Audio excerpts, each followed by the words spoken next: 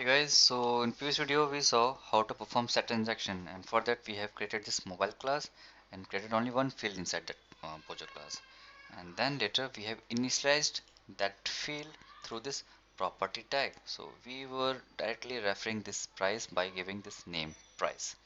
So Spring container knows, okay, so we are giving the field name, that is price, so it has to be initialized with this 1000 value, and then it gets initialized, and once it's working, so we'll call that tester file and we get this output.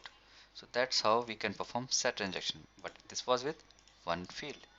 What if we have two fields? So let's go back, creating one more field inside this mobile class. So let's say private string, let's say brand. Alright, so we have brand here, and accordingly I have to generate one more setter getter. So let's do that.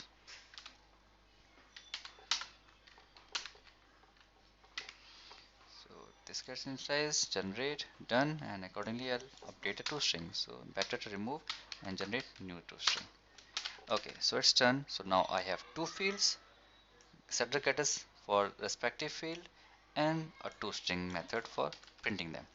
Okay, and one more update I have to do in XML file. So this field is for, or this line is for price field.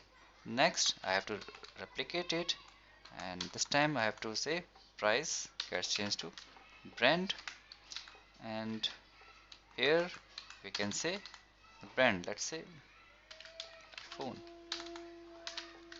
Okay, it's done. So now we have initialized both properties and with their values, and that's it. Now that's the only change we have to do, and then we can call the tester file. Right click, run as application.